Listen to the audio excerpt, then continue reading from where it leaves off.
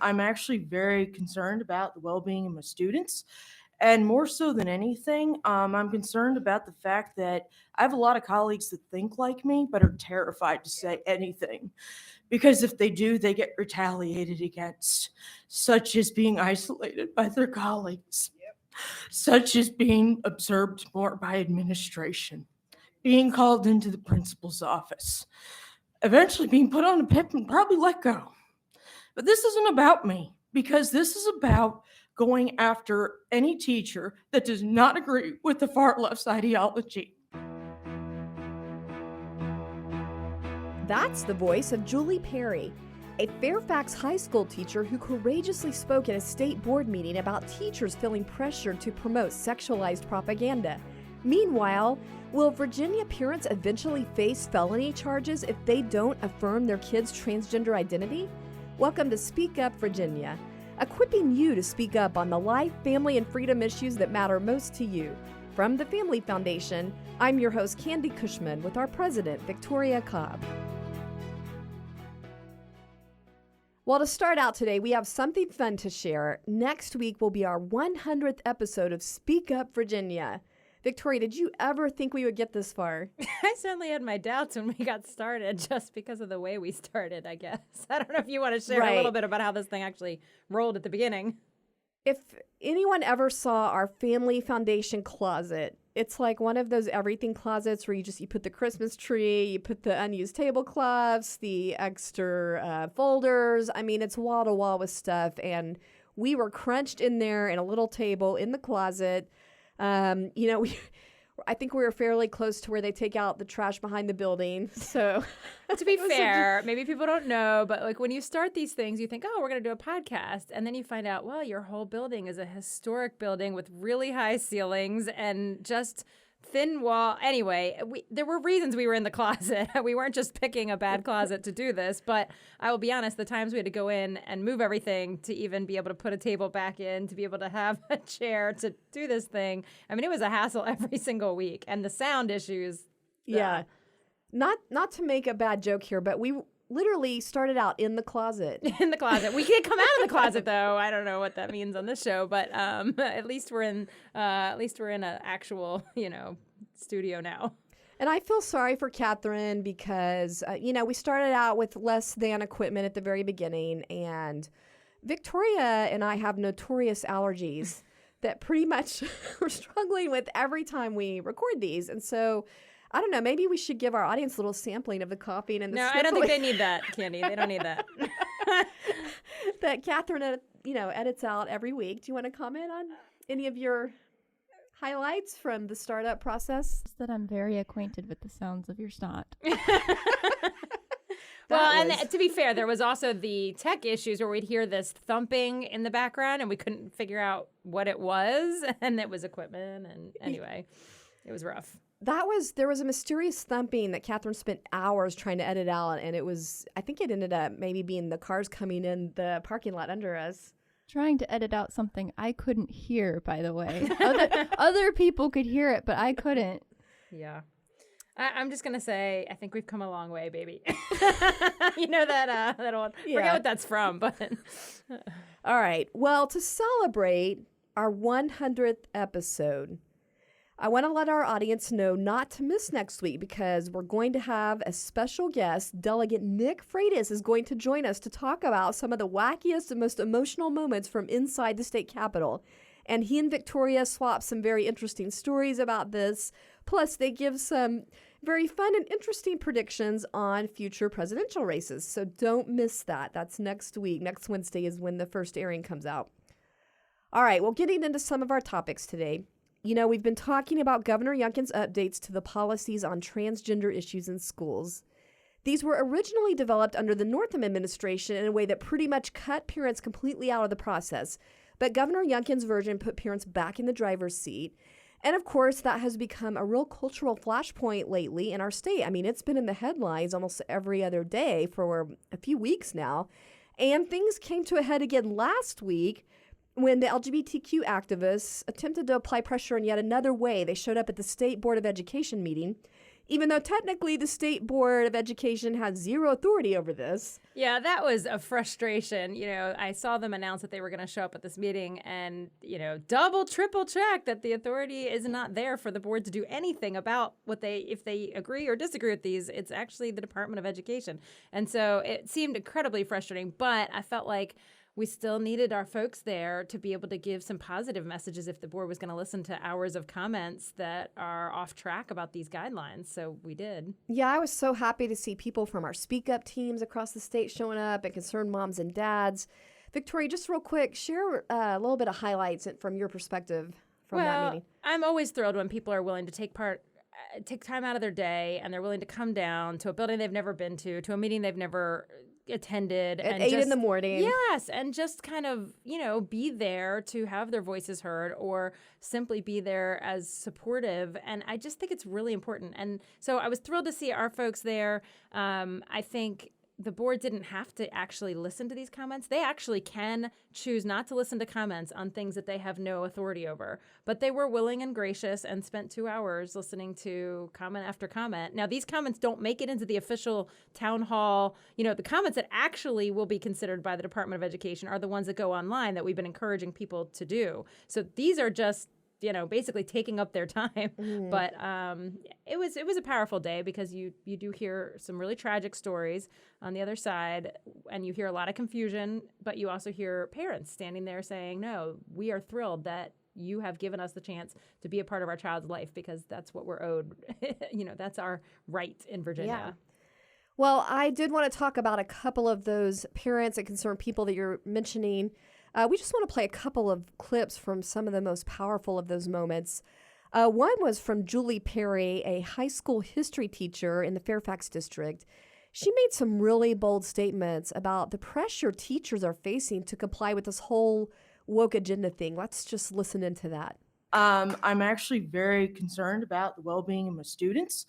And more so than anything, I'm concerned about the fact that I have a lot of colleagues that think like me, but are terrified to say anything.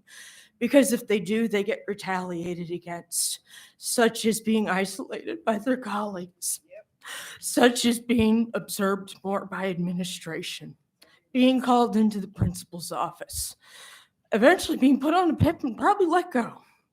But this isn't about me, because this is about going after any teacher that does not agree with the far left's ideology. If this continues, we are going to lose this great country. Yeah, I didn't realize Julie was going to come and speak at the Board of Ed, but she's actually a client of ours with our Founding Freedoms Law Center because she is in a fight to simply be able to be a teacher and not have to adopt all the ideology they're being forced into trainings and all sorts of things. And so we've actually taken up a case with her.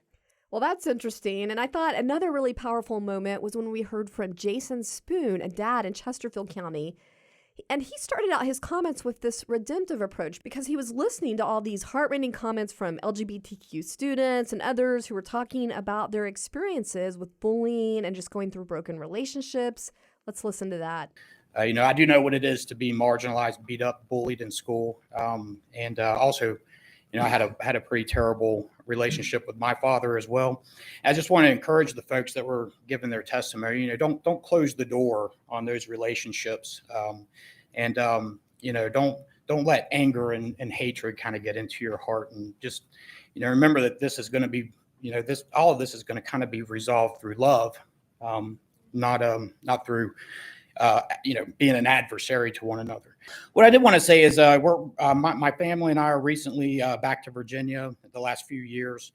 I've recently started coming to school board meetings. I'm in a lot of support of parental rights. And I'm here today as one of the many parents who have had to remove their children from public school. I'm really concerned about what my child was being taught in the school. There seemed to be this type of compartmentalization where I wasn't really involved in the education, where every time I met with my child's teachers, they seemed to just be trying to hide something from me. There was a perception that a lot of what was happening behind closed doors or in the dark. Yeah, he really was a highlight, because if you had sat there and listened to these, they were very hard to hear. And someone needs to address that, because oftentimes it's as if we don't care and we don't love these people.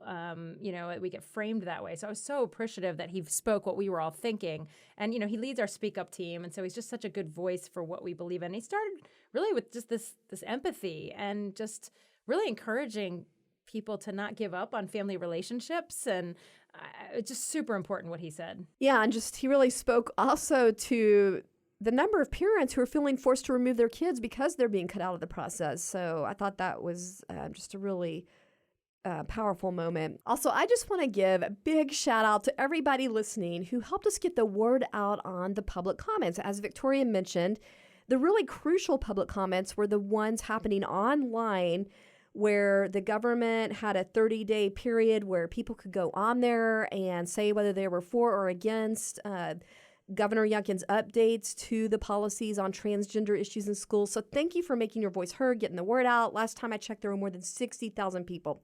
So we'll be seeing those guidelines be finalized soon. And we'll let you know what happens next, what to do with your local school board when that happens. Speak Up listeners, have you voted yet?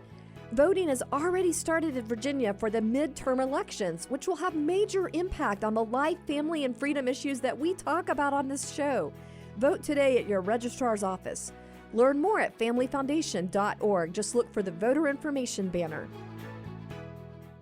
Well, so many times people in forums like this Board of Education meeting are trying to discredit the parents and the teachers speaking up and trying to insinuate that they are just way over the top fanatics with these imaginary concerns.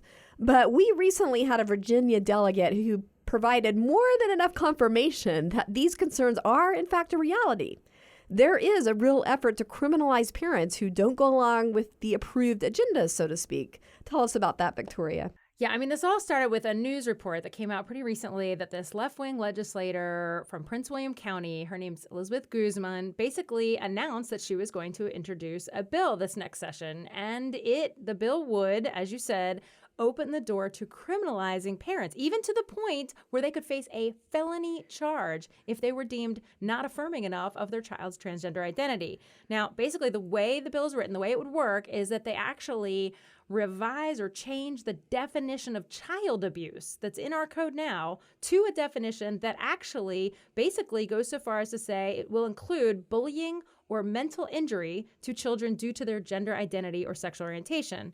Of course, it's sufficiently vague enough to potentially apply to parents who are simply just trying to follow a biblical viewpoint in the way that they help their children. Let's just listen to an interview that she did with a local news station. And what could the penalties be if, the investigation concludes and it's concluded that a parent is not affirming of their LGBTQ child? What could the consequences be? Well, we first have to have an investigation, and before we make the determination that there's going to be a CPS charge, depending on the type of abuse, and this is for all abuse, not only LGBTQ, it could be a felony, it could be a misdemeanor, but we know that a CPS charge could harm, your employment. So you definitely hear her acknowledging that there could be a felony charge involved. But did you also notice, Victoria, her referencing these background searches for CPS charges and the impact on parents' jobs or employment? Yeah, there's no question what they're trying to do 100% in this bill is chill any effort for a parent to try to help their child get their mindset around the fact that they have a certain biological gender. And so they are absolutely trying to shut that down. And it's intimidating. It's intimidation tactics. And they even said how they're going to push back on Governor Youngkin's parent-friendly policies. Yeah, through this bill, that she was thinking of it as a way to push back on that specifically. Well, what's interesting is there was a big enough outcry about this whole thing after she did this interview that Delegate Guzman actually had to walk back her comments, saying they were inaccurate, taken out of context, but then the news station put the whole 20-minute interview unfiltered out there for everybody to see so, everyone could see for themselves her exact comments. And when you watch that, another thing that stuck out to me is how condescending it sounded, the attitude toward parents. Because at one point, the reporter asked her to respond specifically to these concerns that the bill is criminalizing parents. And she says, no, it doesn't do that. It's educating parents. And that was her exact quote. It's educating parents because the law tells you the do's and the don'ts. I don't know about you, but I thought my Bible tells me the do's and don'ts. Yeah, well, that's how we think of it. But you remember, they think that that's a terrible thing because obviously it helps us not necessarily affirm our child's confusion. And so but I mean, the whole thing. But here's the crazy part is watching the Democrats try to create all this distance between them and this bill. I mean, they immediately tried to push back as if, oh, we would never do that. And we don't want her to put in this bill. And to be honest with you, we even saw, it's affecting, everybody has to remember, this is in the context of elections. We have midterm elections happening while all this is taking place. And so they do not need this issue in. And so Spanberger, who is a candidate for the 7th congressional district, immediately distanced herself and said, no, I'm not, that's not something. Yeah. And they all started dodging debates afterwards, so they didn't have to answer for this bill, which I think is also quite humorous. Meanwhile, some Republicans were actually running ads on it. So yeah, it was interesting, the fallout. But I'm glad this did prove a bridge too far in Virginia, that we are not yet willing to criminalize parents with a biblical viewpoint. But I just want to say, I think the real lesson learned here, as with so many of these incidents, is that it reveals the direction they want to take us. Yes, they overplayed their hand, but they're showing at the same time where they want to go. Well, yeah. I mean, this bill was already in 2 years ago, and I don't know. I hope it's a bridge too far for our legislators, but I'll tell you, keep in mind, the Democrats aren't in full control anymore here in Virginia. 2 years ago, they put it in, and it didn't get a lot of attention because it got killed right away. But they didn't back off of it 2 years ago when they had the governor, lieutenant governor, attorney general, and the House of Delegates. Now they're backing away. So I think it's a real concern. Legislators, hopefully now we're seeing, they're rightly pointing out that child abuse is already defined pretty clearly in the code. And it's not about, what you think about things. So it would be redundant. It would be. I also think we have to keep in mind at all these meetings, for example, at the Board of Education that we've been talking about, these folks go up to the mic and they reference how there's so much abuse from parents to kids that are they would say trans, but, confused around their gender. Well, we don't know what they mean by abuse now. When they're referencing that, are they simply saying these parents don't affirm and therefore it's abuse, or is there actual abuse? Because we would be concerned about actual abuse. But if words are abuse and, now we do know what they mean if we're listening to Delegate Guzman. That's the concern. Yeah. Well, it's that time again. Time for our Inconceivable Moments Award. This is where we're featuring examples of the absolute lunacy and craziness that happens when cultural leaders try to give guidance completely apart from biblical principles. And we're calling this the Liberals' Most Inconceivable Moments Award. Inconceivable! Well, you may have assumed that inflation hitting a 40-year high and the astronomical prices at the gas pump and the grocery store are a result of big government spending, the COVID crisis, and maybe even Russia.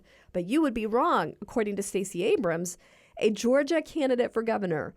It's actually giving birth to babies that's the problem. Let's just listen to her comments on MSNBC. Having children is why you're worried about your price for gas. It's why you're concerned about how much food costs. For women, this is not a reductive issue. You can't divorce being forced to carry an unwanted pregnancy from the economic realities of having a child. And so it's important for us to have both and conversations. Wow. Well, where to begin with this? This is unbelievable. As a person with 4 kids, and we are definitely feeling the pinch at the grocery store, let me be clear, our kids are not the reason for the pinch. That's unbelievable. I can't even, if I were single and lived alone, my grocery budget would still be high. And it's definitely higher than it was last year. Yeah, that's definitely an argument with a big fallacy. And just to give some context here, the interviewer pointed out to her that voters are actually more concerned about economic issues than abortion. So the verbal gymnastics she was trying to jump through to tie those two together was just comical, but it was also frightening. Well, yeah, there's a desperation right now. Candidates on the left cannot talk about the economy because their solutions are not what the public agree with. And so the bottom line is they know they can't fix that. And that is the number one issue for voters. Every time we poll them anywhere around the country, you're seeing it's the number one issue. They keep trying to pivot to try to push abortion up the number, the most concerned issues list. And it's not working. And this was a desperate interview. And they think that's a solution that's going to win votes. I mean, I've just got to say, again, we seem to learn nothing from history because this does seem to me dangerously close to another time in history we heard about a solution. And the whole idea that the weaker or inconvenient human beings in society are expendable in order for the stronger to be more comfortable, to have convenience. That's where the whole disregard for the sanctity of human life leads us. You know, I had to appreciate this tweet from National Review's Dan McLaughlin. He says, I didn't really expect Democrats to go with the, it's cheaper to feed your family if you kill a few of them as a closing argument. Yet here we are. I hate to say it, but it's the same kind of thing we saw when the companies, the big woke companies, were all paying, like Dick's is the one I think of, where they said, we'll pay for you to travel for your abortion. Because guess what? It's cheaper for them to pay for that than to pay for your family health care when you have a child. Exactly. Well, on a more hopeful note, I would like to point out that women aren't forced to turn to that solution because there are churches and there are thousands of pregnancy resource centers nationwide that have come alongside them in a crisis and are willing to do that anytime that happens. And so that's a little off the mark.